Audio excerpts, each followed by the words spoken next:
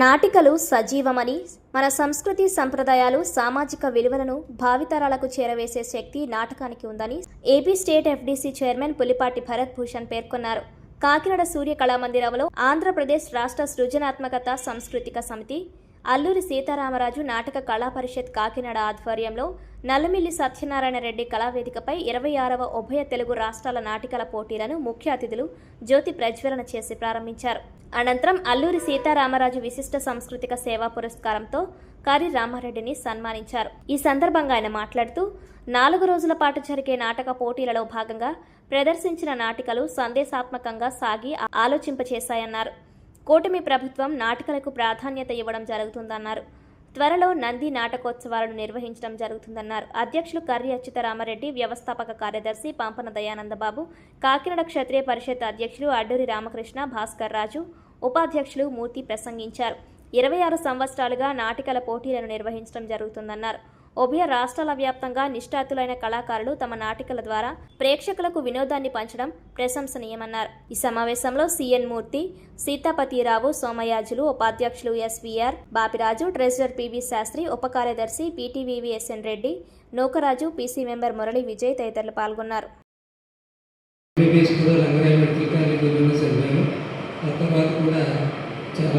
చాలాసార్లు ఇక్కడికి రావడం, ఏదో కార్యక్రమాల్లో పాల్గొనడం, అలాగే మన సత్యమూర్తి గారి సైకాలజీ దగ్గర రెగ్యులర్గా రాయడం, ట్రెక్కింగ్కి రావడం, ఇలా కాకినాడతో ఎప్పుడూ అనుబంధం ఉంటుంది.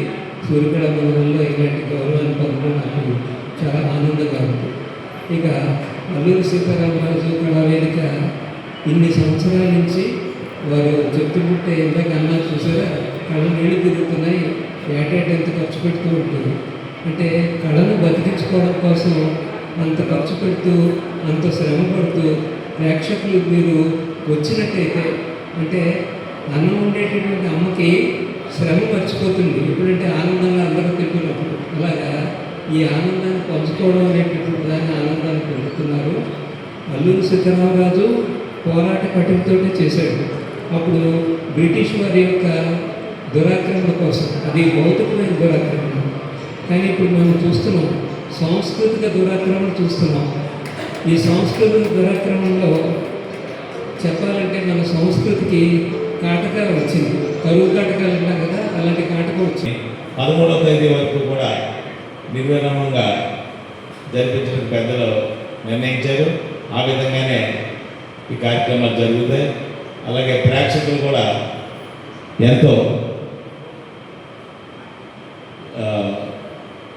ఉత్సాహంతో ఈ కార్యక్రమాల్లో పాల్గొని ఈ కార్యక్రమాన్ని జయప్రదం చేయవలసిందిగా కోరుకుంటున్నాం. ఎందుకంటే మేము ఎంతో వ్యయ ప్రయాసంలోనే ఆర్థికంగా కూడా ఎంతో శ్రమపడి ఈ కార్యక్రమాన్ని నిర్వహించడం జరుగుతుంది. కానీ ప్రేక్షకుల నుంచి కొద్దిగా ఆదరణ తక్కువగానే ఉంది. ఆ సందర్భంగానే ఈ లక్కీ టిప్స్ అని ఏదో ఒక ఎంకరేజ్మెంట్ ఇచ్చి ప్రోత్సహించాలి ప్రేక్షకులనే ఒక సదుద్దేశంతో ఈ కార్యక్రమాలు కూడా చేస్తూ జరుగుతుంది.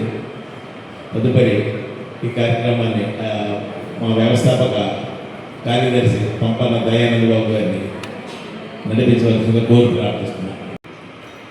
సత్యనారాయణ రెడ్డి గారు 2001 నుంచి 2010 ఈ మధ్యకాలంలో వారు అధ్యక్షుడిగా సంస్థ తరఫున ఎన్నో అద్భుతమైనటువంటి కార్యక్రమాలు నిర్వహించడం జరిగింది. వారి హయాంలోనే 2003వ సంవత్సరంలో నాగమల్లి తోట జంక్షన్లందు మన స్వాతంత్ర సమరయోధుడు విప్లవజ్యోతి అల్లూరి సీతారామరాజు గారి కాంస్య విగ్రహాన్ని ప్రభుత్వం వారి అనుమతితో నిర్మాణం చేయడం కూడా జరిగింది. ముఖ్యంగా కళలన్నా, కళాకారులన్నా ఆధ్యాత్మికంగా వారి యొక్క హృదయం చాలా అద్భుతమైనది.